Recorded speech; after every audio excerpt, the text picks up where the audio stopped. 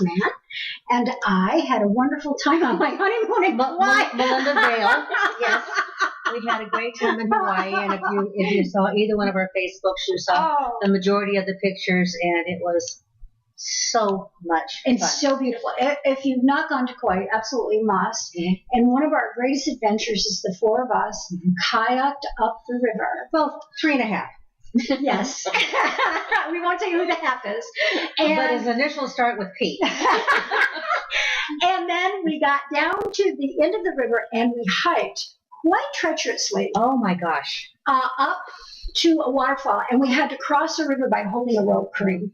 Wow. Yeah. And you really had to hold on to that son of a gun. You know what I mean? And of course, that deep, it was just really flowing fast. Mm-hmm. And the rocks would be a little slippery. And we'd cross one stream, and of course, I fell flat on my face and knocked my fingernail off, which was very sad thing for me. But we finally got to the falls, and it was beautiful. Oh, it was gorgeous. So if you haven't seen either of our Facebooks, please, get on and see some of that beauty.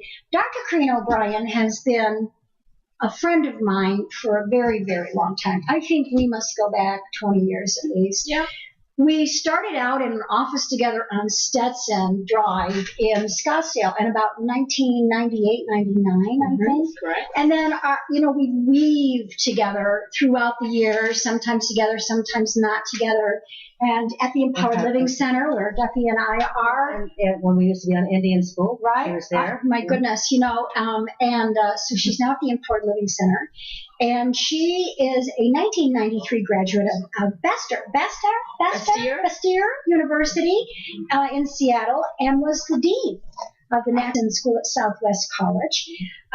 She practices in the Empowered Living Center, and she does integrative medicine. But tonight, holistic medicine, naturopathic, all kinds of things. I mean, she can do acupuncture. She'll stick you with needles in your arm. She'll stick you with needles up your butt. She'll do whatever you want her to do.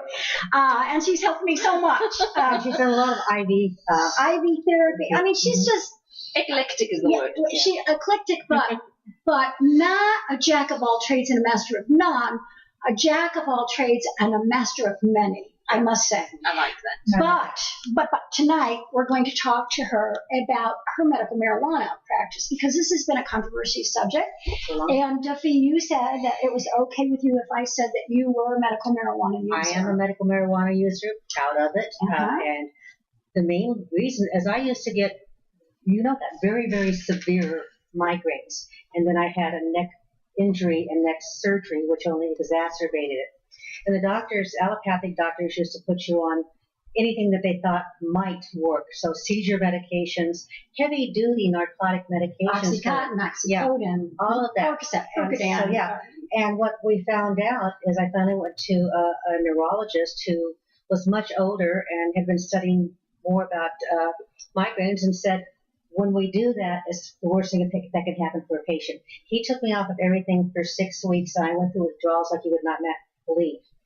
And he said, don't say I said anything, but he said medical marijuana would be pretty good for you because of this. He said, I don't do that prescriptions. So what happens when you have all those medications, it causes a rebound effect, which causes you to have your migraines more often and more intense. Rebound. So that's what happened. That's how I got on it. That, along with having the neck surgery. And Kareen and I have known each other since 2002 or something like that. Something like that. And we got together in Indian School. Yeah. So I talked with Kareen and said, I really could use something, because I react to barometric pressure changes. And so if we're having a monsoon coming in, anything here, it will affect me deeply, intensely, where I can't get out of bed, I can't open my eyes, I can't do a lot of things. So I have not, since then, had a major bout. Let's see, 4 years ago, have not had a bout with really severe migraines since there. Now I've had a headache, nothing bad. Mm-hmm. So I think the best thing is going. I don't smoke it as much as I have the edibles, because the edibles I can control the amount a little bit more. And I don't like inhaling. that's just me. And Duffy is considered an ultra-sensitive person. Like, I don't know if Dr. Emil Faith, who's also a friend of ours, but Emil has written a book on the ultra-sensitive person, and she fits right in that category. And I know that a lot of my clients, when I suggest that they come see you, they're in pain or whatever, when too sensitive, it might affect me wrong. We're going to talk about that in just a little bit. She uses the edibles. You gave me some topical because I was having carpal tunnel, and I was putting the topical on here, and I can now do this, which I didn't have to have surgery. Oh, the topical is wonderful. Yeah. I use it a lot. Yeah. So start out by telling us maybe the history of marijuana. Like, what's the spirit? Because this is a spirit. Where are the angels? It's a spiritual show, and how did the what's the spiritual aspects of using marijuana? Since it's a plant, God gave it to us. Well, they have found amphora of marijuana in tombs in ancient China that are over 2,000-3,000 years old. And also, the marijuana is still active. Interesting. The Egyptians would bury their mummies with it. It was considered a really sacred medicine, a plant medicine that also has spiritual capabilities.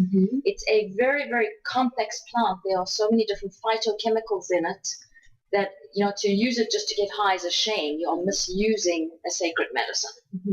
So people used it. It's got so many applications that I could see why people thought it is, God's medicine. It can be used in so many different applications. It was used in a lot of ceremonies also. It was used ceremoniously. It was used for pain. It was used for seizures. It was used for headaches, nausea, vomiting. So it was considered one of the most sacred medicines because unlike a lot of the true hallucinogenics, because it has some hallucinogenic qualities obviously, but it could be used for the common person. So it could be used in the right dosage for so many common illnesses or conditions. And really was up until 1937. Absolutely, yes. So why did it stop being used medicinally and start being used as... Because I have two kids, as you guys know, I have two kids that are social workers. One of my children believes that marijuana is the gateway to other drugs. And P.S., he had a drug problem very early in his life that he only lasted a year, and he's been sober ever since, and it was over 20 years ago. And then I have another social worker child that says it's no way is it a gateway to other drugs. So, I think that the question of gateway is individual. Okay, anybody with an addictive personality, whatever their gateway drug can be, cigarettes. Right. It can be alcohol. It can be marijuana. But it's not, marijuana was never really considered a gateway drug. That was so if you're prone to addiction, you can use anything for addiction, biting your fingernail. Food, exactly. Shopping, anything. Gambling. Yes, for the addictive personality like that. But what happened is what is kind of going on now within the United States with wanting to deport people. So when marijuana was used quite a bit by doctors, was really prescribed a lot by doctors up until what they call the Medical Marijuana Act of 1937. Actually, Duffy, there's a statistic. Apparently, on the counter, over the shelf, you could just buy at least 40 different products that had medical marijuana in it. At the turn of the century. In the 1800s into the 1900s. Even into the 1900s. Yeah, up until because doctors used it quite often, a lot, because it was used a lot for pain after pregnancies, all kinds of things that they used it for. Then we had 1929, and we had the stock market crash. We went into a Great Depression. So what's the first thing we want to do? We want to get everybody out of the country that doesn't belong here, even though we brought them in to begin with to do most of our manual labor.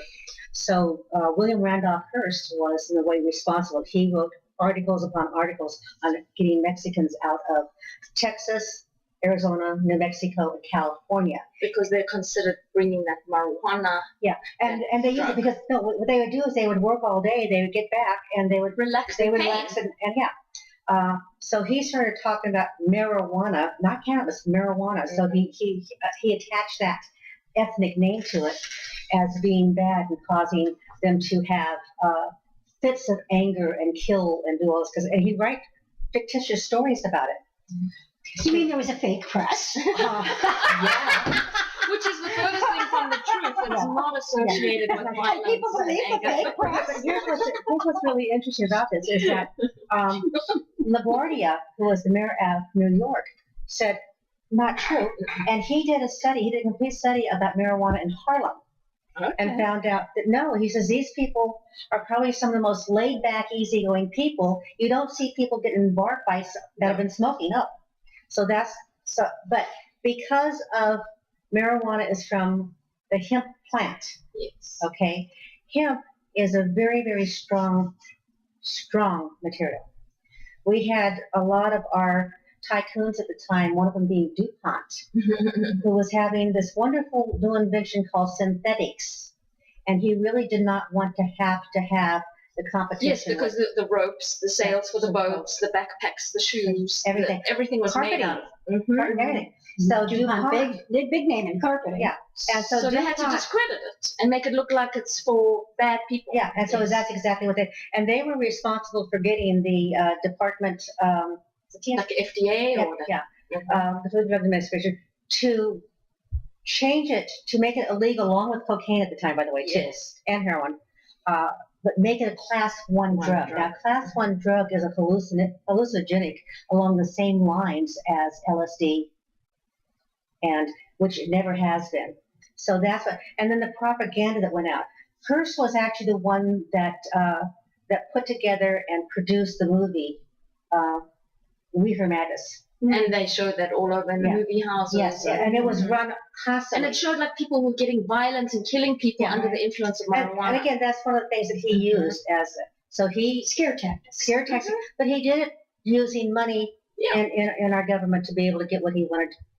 Big corporations, you know. So that's how it became illegal. It started being used. It was kind of always used off and on secretly in a lot of the arts. If you want to weigh in on this subject, please call us at 602-875-0444. Dr. O'Brien will be happy to answer any of your questions about medical marijuana or any of the other modalities that she works with, including hormone therapy, including acupuncture.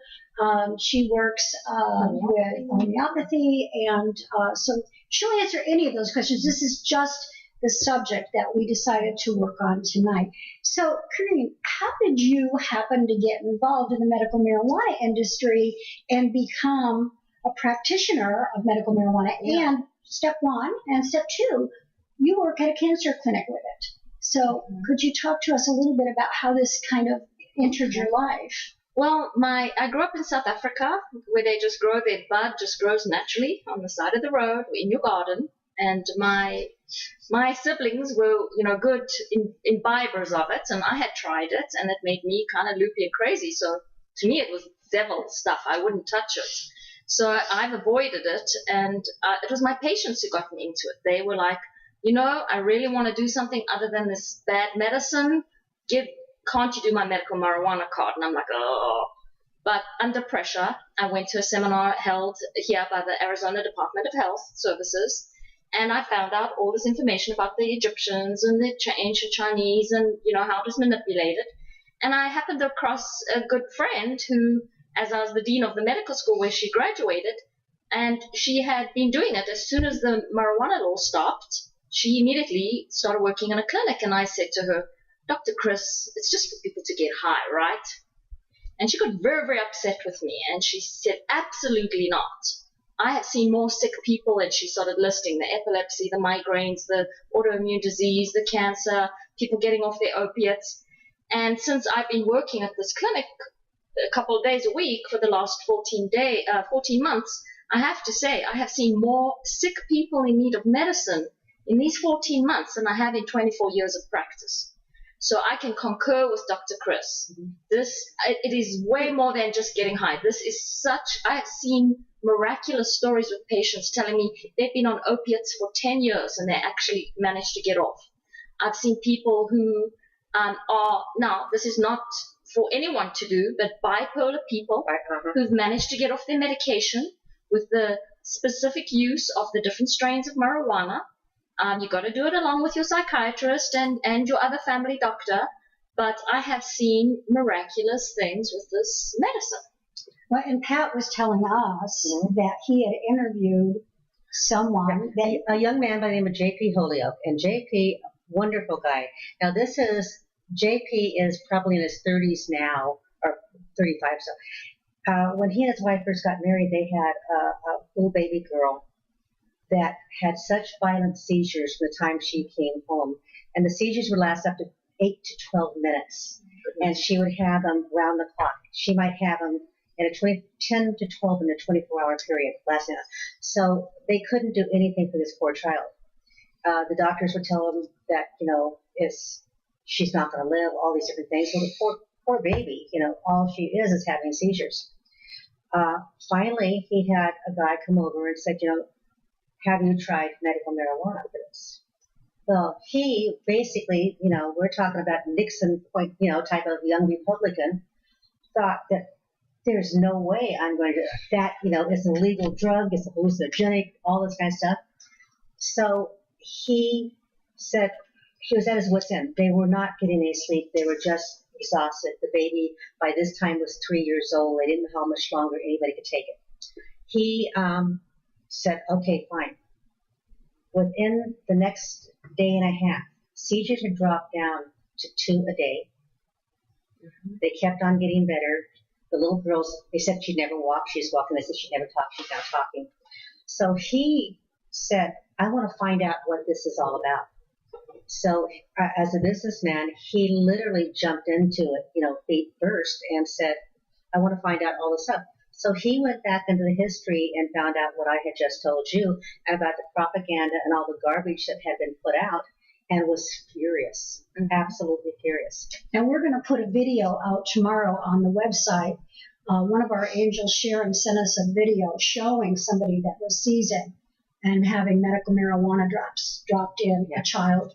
And it shows that in action. So, get on your archives tomorrow, angels, and see that video. And Sharon, thank you so much for sharing that with us. But it's amazing what it can do. But again, like any other drug, you need to know what kind of dosage is good for you.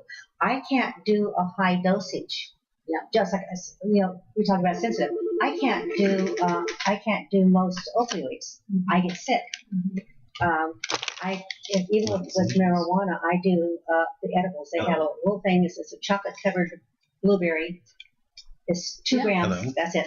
Yeah. And then I have clients that I will say, I want you to see Kareen. Okay, yes, we are. You have one client that's what said to me, I really want to do that, but if I test with marijuana in my system, my doctor will stop treating me. Yes, so it's a huge conundrum. I have people who are in pain management clinics that have to actually get a prescription for Marinol to be able to justify their cannabis. Otherwise, the pain clinics will cut them off. That's what I just told. They also have that for working corporate. So I've had a number of people saying, I'd love to be able to do that, but I have to be drug tested all the time, and I can't have that in my system. It's a huge conundrum. But actually, it's going full circle now because there's so much overdoses with heroin because people are on opiates and then cut off because the doctors are under a lot of pressure now to cut off.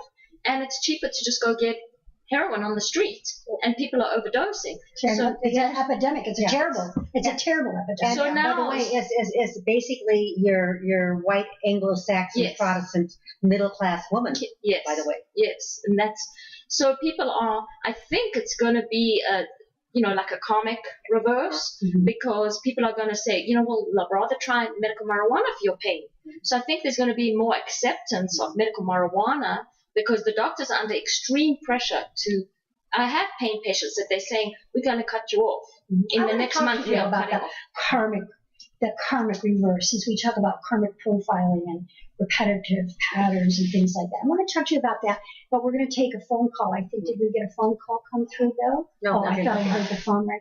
So what do you think, when we talk about history repeating itself, and you've talked about all of the benefits of marijuana in history and so on, why now is it coming full circle? Do you think it's because of what Duffy said, that there's, so much other kinds of drug use, especially with people in my son McKennan's age group that that 25 to 44 or so age group, they have a lot of suicide and drug addiction. And so I call it the white powder syndrome. Yeah. Because God made this plant.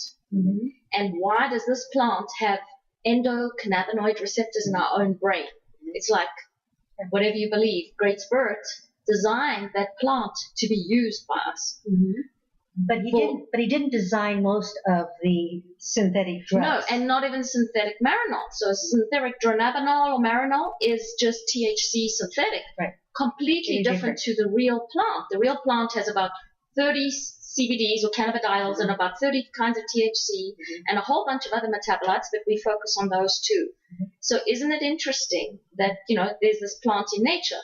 Now, when you go to a medical marijuana dispensary, now they've taken the sativa strain and the indica strain, and they've made hybridization, and they have certain percentage CBD versus THC. So my poor patients, they're like, my head's spinning when I go into those dispensaries. Mm-hmm. So the name of the game is to try and find the strain, the plant, like the old, Native American style, or the Western herbalist would go and meditate with the plant and see what the vibe is they get, or the spirit of the plant. Because it's a frequency of energy. It's a frequency of energy. So, but now when you go and walk into a dispensary, you have to try it or have to figure out which strain or which form is going to work with your receptors. We got to teach them muscle testing. That's all there is to it.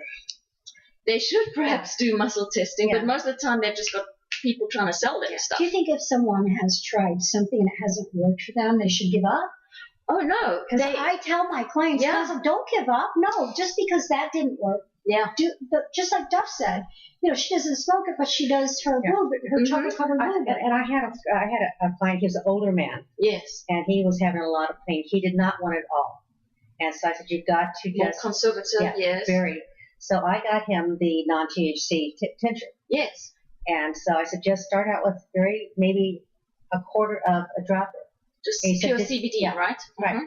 And he said, didn't do nothing. I said, go up to half one. Mm-hmm. He got to where he's taking a full one, and he didn't have any pain. But he had to figure out what that. Exactly, because everyone's liver is different. So the people who've been on a lot of pain meds and medications, their liver's jacked up to process that out. Okay. So, and depending on where marijuana's detoxed in the liver, so it could be that's just pushing it out too fast. So you need to dose this much to get this much in your blood, whereas someone else needs just this much will knock them for a loop. Yeah. So it's a very individualized medicine.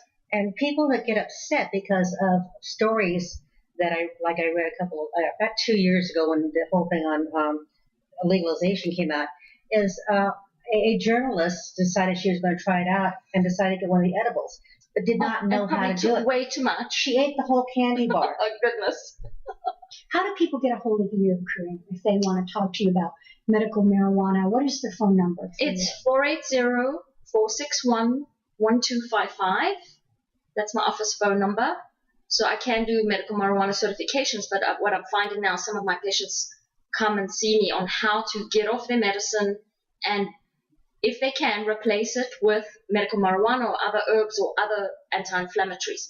Talking of anti-inflammatories, I love CBD oil because a lot of people say, the THC makes me high, I can't do that. Then I tell them to go with 100% CBD, which, by the way, you can buy in Sprouts and over the counter. And on your dogs, too. Yeah.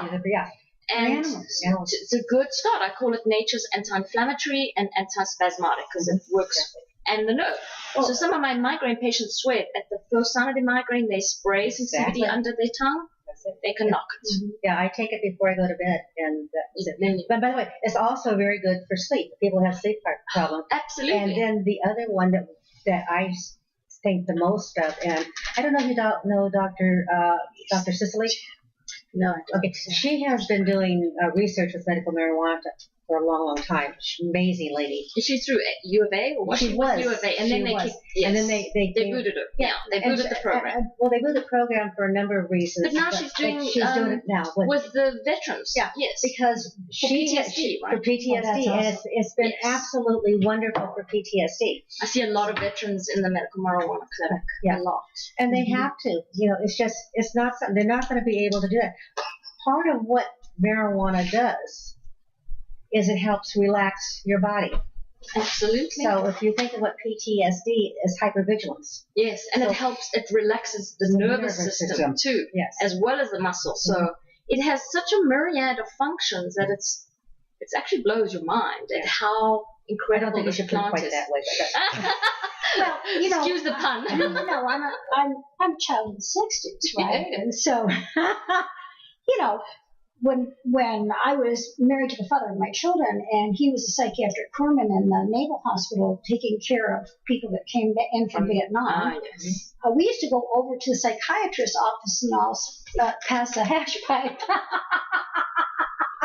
We didn't do my graduation for high school, so that's okay. So, you know, talk about the difference between medical marijuana and, you know, maybe, I think recreational. Over the years, you know, from when I was a kid, I mean, I think, you know, Duffy and I did some marijuana on my 60th birthday and got a little silly, but we don't do it, you know. So, I mean, talk about what the difference is between that kind of recreational marijuana and what I used to do as a kid and what people are. So, I mean, what do we use most mind-altering substances? I mean, the most abused drugs are cigarettes and alcohol. More people die of those than any of the other drugs combined. Mm-hmm. We want to just get out of it a little bit. We want to relax. We want to just forget about our tough day. We just want to alter our perception a little bit. So for the person who doesn't have a medical problem, just doing a little marijuana would just relax them, take their mind off, de-stress. Not to get high out of their skull, but just to relax. Like in the 50s, we'd having a martini. Yeah. Exactly. But, I mean, now with the medical marijuana, I warn my patients, this is now potent medicine. Very. If you misuse this, I know people have ended up in psychotic breaks. Well, like her saying that the person ate the whole candy bar or whatever. Absolutely. Yeah. So you've got to respect it, but I think it goes back to the respect. So this is not just you have to respect any medicine. This that's is a problem. really strong medicine that you need to respect. So you're kind of an international person. You live a little bit here and a little bit overseas, a little bit in England, a little bit in South Africa. What is the difference in thought process between South Africa, Europeans, and Americans on this subject? You know, this is interesting. So in South Africa, it's completely illegal, but people go smoke their pakalolo, and it's just widely accepted. They had their first medical marijuana conference in August. I couldn't get there. I was in a separate town. The Western Cape, which is one very big province, has put in a proposal that you could grow and smoke marijuana in your own home. Hasn't been approved yet. But people want this medicine so badly that with the doctor's note and sort of through the underground, you can get marijuana oils, and it's not as advanced as what we can get in a dispensary here because everything has to be done on the down low. But people demand this medicine. They don't want white chemical pills. They don't want to be told by a doctor and be charged an arm and a leg for synthetic medicine that drains their bank account and doesn't make them feel good and doesn't necessarily work. Isn't there some kind of legislation or congressman that wants to make it into a pill so that he accepts it as being legal? Well, now they've got the Marinol. I mean, England, so I was just in England. It's still illegal in England, but England is becoming one of the biggest growers of marijuana, but they're going to make it into a drug for MS because it helps the spasms of MS. But they're not going to have like we have. And I've got to plug good old USA. I'm sorry. We are the most advanced in natural medicine in the world. I've been to Scotland. I've been to England. I've been to South Africa. I've been to Europe. They get into the herbs and homeopathy there. But as the term naturopathic medicine goes and what they've done, even though it is not all the states do the medical marijuana program, the amount and the variety of medicine you can find in the United States is amazing. Yeah. But most of the research done on it is done in Israel. Israel, well, yes. So Israel's even doing stuff with ALS. ALS is one of the qualifying conditions for medical. Well, that's the Israeli guys who did the medical marijuana conference in Johannesburg and who did the medical marijuana conference in October, well, going to be in October in London, because they believe so completely in the medicine. And traditionally in that area of the world, there was hashish. I mean, they've also used that a lot. And African people have used it in the southern Africa or the whole of Africa, hence from Egypt down. So as a doctor and somebody, you know, we both know you really well. We know you care about what you're doing. You know, I mean, it should be obvious through the camera as well. You weren't convinced until you started to actually dispense it and use it. I wasn't. I thought, well, the patients want it just to get high, but now I can see it. You know. I personally, THC doesn't seem to agree with me from my experiences as a teenager, but I do love the CBD. So I go to dispensary and I buy over-the-counter CBDs because I have chronic back and neck spasms, and it just chills me out. Don't you find that with a lot of medications? I have ADD, okay? Uh-huh. And the reason I take my ADD is because any type of cocaine product doesn't affect me. It basically calms me down. Opposite effect. Yes. So to be hence the speed of Ritalin for ADD. So anyhow, so as you look at the problem I have, and the reasons why I like talking with you about so many things, is that no two people are alike, and so it's not one drug for everybody. No, it's individualized or customized medicine. I mean, I had one patient who's got ADD, and he went to the dispensary, and these young people in the dispensary said, "Oh, we know someone who got their PhD on this strain. Try it." Put him in bed for 12 hours. Mm-hmm. He had a contradictory way of affecting. Mm-hmm. So it's really individualistic. Which is a question that we got from one of our angels. What are the downsides? Well, it's very, very strong medicine. So if you overuse it, you're going to get grokked out of your skull and not have a good time if you don't enjoy tripping and, doing some of that stuff. You could have a dry mouth. You could be paranoid and have an anxiety attack, or you could just fall asleep. So it's definitely, you have to be very, very careful with it. It's still a drug no matter what, how you look at it. So, it is. Okay, my question is, though, with it being a drug and all the different purposes that you've got for it, how do you get people away from the preconceived ideas? You got to talk to Big Pharma first. That was where I was going to go. You got to talk to Big Pharma first. One of the reasons why they have such a hard time is because Big Pharma does not want it to be available because they don't have that little pill yet. Yeah. Well, they have the little pill of the synthetic THC, Marinol or Drabanol, but it has nowhere near the effects. No. Like I have patients who've tried both, and the medical marijuana is way better. So I think it's all about education and opening up. If you look, what you've seen this old cartoon, here, take this root. Yeah. Then here, take this tincture. Yeah. And then here, take this pill. Yeah. And then it goes full circle. What we're getting back to herbal medicine, here, take this root. Because all our drugs were originally from herbs. And that's the spiritual aspect of it. That's the karmic profile. Mm-hmm. That through history, we're coming back full circle to start using what nature has given us, to start understanding that all we really need is already made on this planet, that we don't have to mix a whole lot of stuff into it to make it work. I think that's the spiritual piece, isn't it? Absolutely. Yeah. Absolutely. Now, you can still buy very synthetic, chemicalized marijuana in some of the dispensaries. The vape pens I'm not totally keen on because they've been processed. Yeah. And so I think people just need to be very, because it's a big money maker. Sure it is. So they have to be very discerning. Could you tell me what a vape pen is? So a vape pen looks like an electronic cigarette. Okay, yeah. Mm-hmm. So so marijuana can be messy. You have to take this bud of this plant and you have to figure out a way to cook it, smoke it or crumble it up, or put it in something to vaporize it, to breathe it in, or eat it or something. Mm-hmm. So some people want, there's smoke, which is not good for your lungs particularly, although my asthma patients say smoking a marijuana helps the asthma, not the vape pen, the smoke. Yeah. Okay. Anyway, so for convenience, where you can do like electronic cigarette, where you just put a little cartridge in there and you just click it, inhale it, and then put it in your pocket. Mm-hmm.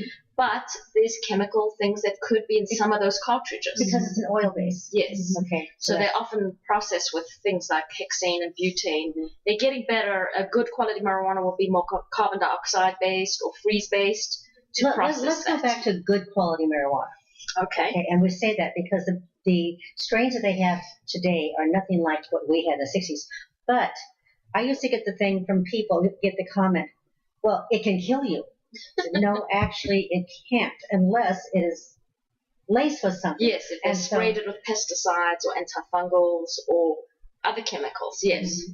So normally if you're just doing marijuana, you don't necessarily die from marijuana. It's died for something with the pot and something else. Yes. And I mean, now I will say, if you listen to someone's lungs, sometimes I'll listen to people's lungs and I'll say, oh, have you smoked cigarettes? Because you can hear the quality of the lung sound. And they'll say no. And then I'm like, have you smoked anything else? So a lot of the sticky resin does, if you know 50 years of smoking, you are going to impact your lungs. Mm-hmm. That's why I encourage people to do there's so many, there's soda pops, there's chocolate, there's the edibles are great as long as you know what you're doing with them. Exactly. There's the vaporizing. So if people are going to vaporize, being a purist naturopath that I am, instead of putting it in this vape pen, there are these different machines, they call Paxes and Volcanoes, and I don't know all the lingo.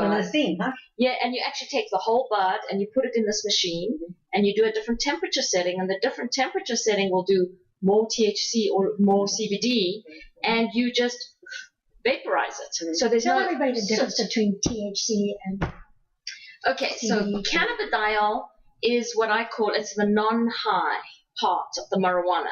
So hemp plant has very undetectable or no THC in it. So it's never going to make you high. You could smoke a whole field of hemp and you would get a big headache, but you would not get high. But it's got anti-inflammatory. I call it nature's muscle relaxant and anti-inflammatory. Muscle relaxant, nerve relaxant, and anti-inflammatory. The THC has the high principle, so it's got more hallucinogenic effects. But it also plays on different aspects of the brain to release chemicals it needs to. Absolutely. Hence those endocannabinoids, those brain receptors that just suck up those, and our body immediately knows what to do with it. But we have such individuality, and there's different kinds of, so there's the sativa strain, which is more uplifting for the typical person, not the person who has the contrary effect. And then there's the indica strain they use for sleep because it can take you down and replace your, Ambien and all of that stuff. I will tell you, it really does work for sleep. It's one of the best things I've ever done for sleep because I take it before I go to bed to be able to get good night's sleep and not wake up with a headache most of the time. Do you know how to tell whether it's going to be a problem with a contraindicated person? Is there any way to know that? Is there a specific kind of brain type? And that's question one. And two, because there's so much study on the brain now, Dr. Amen and AD and ADHD, and how they're looking at the different aspects of how the brain works and so on. Are they studying some of the brain aspects? They are doing a lot. There's a lot of research happening on it. It's so individualized. I mean, obviously, if you as a person who suffers from anxiety, you would want to stay away from the sativa strain because it can make you really anxious and put you in a panic attack if you overdo it. So what I have some people doing, like I've got a cancer patient right now, but she's so tired and depressed from her cancer, so she uses a sativa strain during the day to give her some energy, and then she uses a little bit of the indica at night to let her go to sleep. And that, from my understanding, helps with the nausea from chemotherapy. Absolutely. It's amazing stuff. It helps with appetite. I mean, those are the qualifying diagnoses, the cachexia of cancer, the extreme nausea of chemo, or just people. Also the extreme pain. Oh, yes. Like the pain of gout, for example. Oh, absolutely. And then I'm always big about, I always tell the patients less is more. You're not using this to get high. You're using it as medicine to take away your pain. So I'm a big proponent. If you only got a pain in one circumscribed area of your body, like this. Yes, do a topical. Right. There's now patches. Yeah. There's capsules. There's the sublingual sprays. There's I use a shea butter, kind of a shea butter. And I will tell you, in fact, I put it on Billy in Hawaii because he was having some gout. And I do it for any type of thing that I do. Pat has some shoulder problems. He gets it. Yeah. But the problem is that people get caught in their head. It's the get high thing. Yes. And that's where the legalization stuff gets stuck. They're not looking at it as medicine. No. Many people but they're not really looking at any medicine as medicine. They're looking at it for something to relieve who they are. Exactly. So it also depends on your white coat pedestal syndrome. The doctor doesn't do that. So some of the older generation wouldn't. But when you're dying of cancer or you're in extreme pain, a lot of people that falls by the wayside and they will try anything. Of course. Some people, they don't want to be grokked down on pain meds as they passing on. Of course. Of course. I was on Oxycontin once because you remember when I fell and herniated disc on one side and bulged disc on the other? And I was on Oxycontin for about 3 or 4 days. And it was a terrible, terrible experience. You know, I'm not an addictive, I don't have an addictive personality, so I was easily able to get off of the Oxycontin. Yeah. This was before you started doing this, or I would have turned to you for that, you know. Mm-hmm. But, it's just, you know, that kind of stuff, that those heavy-duty pain meds are so awful. You feel like you're caught in a vice with them. People tell me I feel like my soul is stripped. I've just fallen in a black hole. And I relate. And some of them are just like, I start looking at the clock. They're like, I can't stand this. I start looking at the clock when I can take my next pill. It's exactly right, because it had hit my sciatica. And you know, when your sciatica hurts so much. And I'd look at the clock and I think, has it been 4 hours? Well, it's been 3 hours and 15 minutes. Oh, that's okay. I'll wait 10 more minutes and then it's okay. I'm going to take it. Yeah. It was awful. And we justify. Yeah. And so it is so easy to get hooked on. That's the big problem. And see, I'm lucky. I talk about being sensitive. From the time they started, first time they were giving me Percocet, I couldn't keep that down either. Just vomited it out. Yeah. So your body's just my body does not like any type of painkillers, and I use this, but I've never been able to do painkillers. So well, you know, there's the natural stuff. Your body, all herbs, your body has infinity. Oh, they can be toxic, sure, but your body knows what to do with it. Mm-hmm. But they talk about in Chinese medicine the Chinese herbs or Chinese formulas, but in plants you have so many different chemicals. So they talk about like the emperor, the knight, the soldier. Each constituent of the plant does something slightly different. When you go purified to like marinol or dravenol, it's just one THC purified into the pill. It's not the same. I'm going to ask you a really kind of issue because we've talked about I just got my degree in human sexuality. And my dissertation was on erectile dysfunction. Okay. And from what I learned, it's also very good for erectile dysfunction because it relaxes the blood vessels, lets the blood go everywhere. Yeah. I have patients who have used it for vaginismus or like extreme vaginal pain, and they use it quite successfully. Yeah, that's good to know. I have some. I did not know that. Thank you. If you want to talk to Dr. O'Brien, please call 602-875-0444. And if you'd like to talk to her in private, here is her phone number. 480-461-1255. Yeah, that's interesting. I didn't know it was used that way, too. A lot of things, because when we were doing it, I did the thing on Viagra in particular, and because of the amount of deaths associated with the Viagra at the time and being problematic. So I did a lot of the end part of my dissertation on alternatives. And so it was very interesting. And so when they were talking about, medical marijuana and what it does and how it works within the body, again, for vaginitis or erectile dysfunction, for a lot of different things, although it didn't say anything about making the partner looking better. I don't know. I think you're going to get swamped with phone calls because of this conversation tomorrow. But my question to you, should it be legalized? Good. That's an interesting question. I'll punt across. The patients who come to here and get their card certified in marijuana and have been to Washington, Colorado, they say that just the regular recreational marijuana you can just go buy off the counter there is not good medicine. It's junk. Yeah. It doesn't have the good healing qualities. I think those states also do a level of medical versus recreational. And that's Colorado and Washington, Oregon. And so California. I think if it's legalized, we will kind of demean it in a way. Mm-hmm. And I mean, people can still drive DUI under marijuana, so it's a difficult, you can't have the set limits in the bloodstream like you can with alcohol. So what you could do could make me impaired to drive. Sure. So it's a difficult kind of question. I think it still needs to be regarded as a sacred medicine. So it's a gray zone, really, isn't it? It really is. We really need to find, I think that's part of our problem, is that we don't know how to find balance. We don't know how to recognize and honor sacred. Yes. If it was just medical marijuana and done appropriately through dispensaries and used as sacred medicine and legalized that way, it would be a whole different thing than, I mean, you got to see these poor MDs. They're going crazy. They're being witch hunted if they tell their patients to go get medical marijuana because the insurance companies or their big medical practice management people don't want them doing that. Mm-hmm. It's created this really weird. I had a patient who's like going to Barrows for a severe neurological condition. Don't you dare tell Barrows that I'm on medical marijuana. They'll drop me. Yeah, right? They will exactly. drop the patient. Right. I hear that a lot. It's rubbish. I think all MDs, NDs, DOs should learn how to use it, and it should be a normal prescription and learn how to use it. And you say learn how, because again, there's so much complexity to everything in there, regardless whether it's the sativa or the indica, and how much THC is in each one, how much CBD is in each one, and you figure out what's going to be best for you. But they want reductionists. That's why they want the Marinol or Dronabinol. It's like one pill X milligram. What's the difference between Marinol and Dronabinol? It's just this generic for Marinol.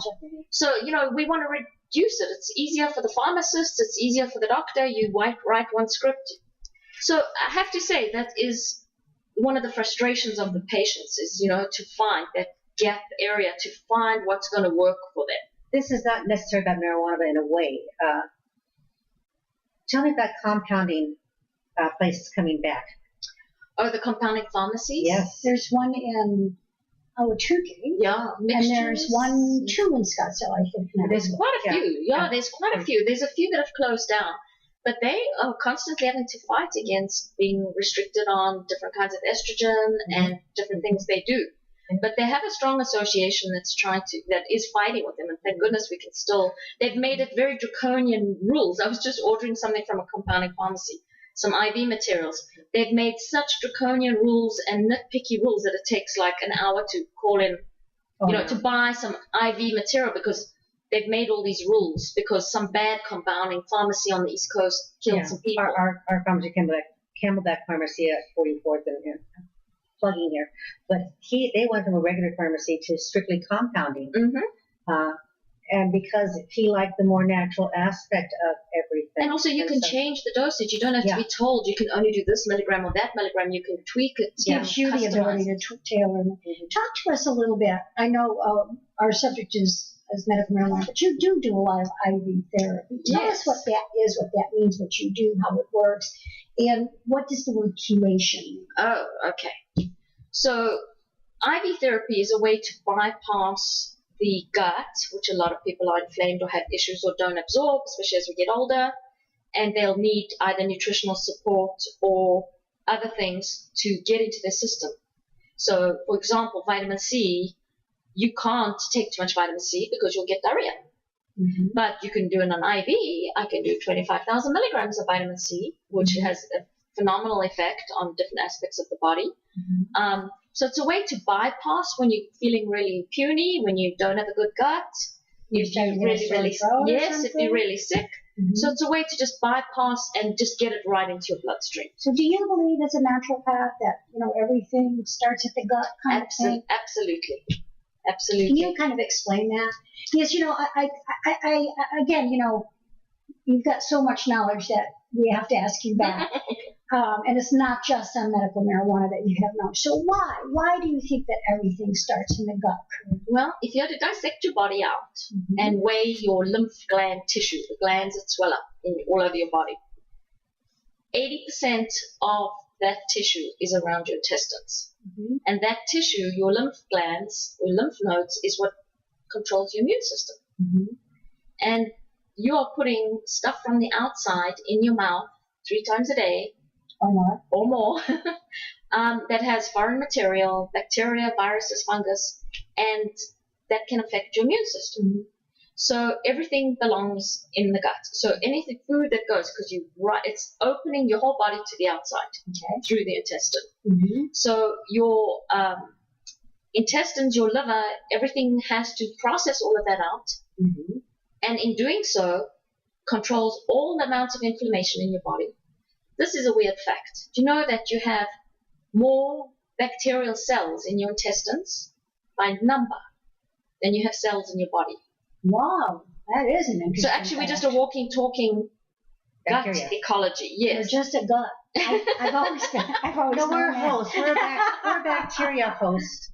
So that's so interesting. So do you suggest dietarily then that people do eat right for their blood type or a certain type of food, and there's all this paleo stuff now. Oh, yeah, it's very interesting. It goes beyond eat right for your blood type. I do like it because if you are having a lot of problems, that's a good place to start.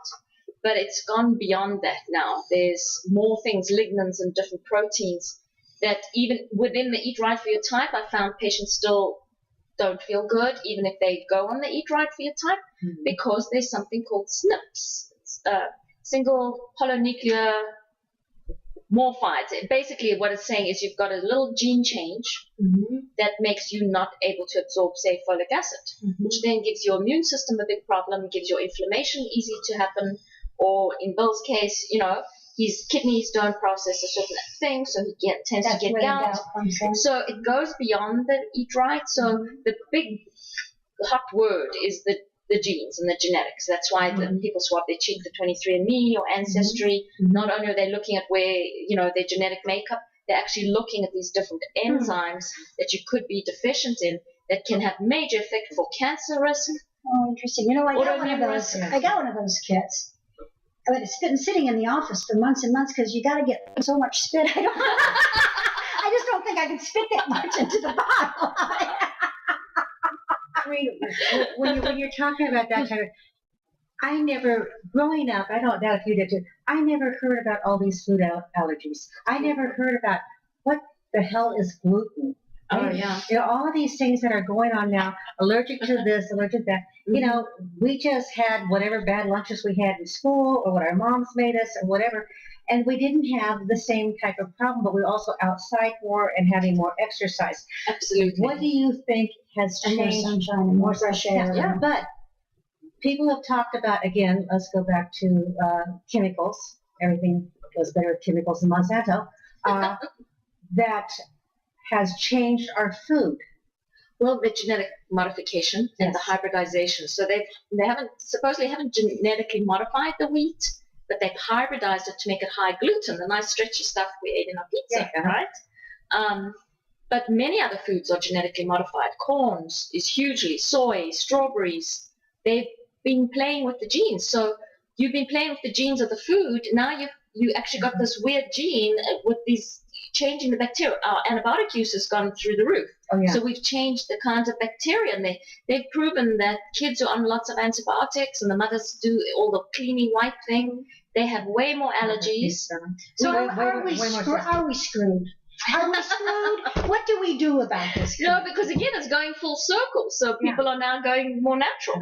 I mean, Amazon just bought Whole Foods. Yes, we heard. Yes. So, and it's a multi-billion-dollar market. I mean, we were shot down in flames when we would give people vitamin D years ago. Oh, you're going to make them toxic. Now, the doctors, the MDs are actually doing the test.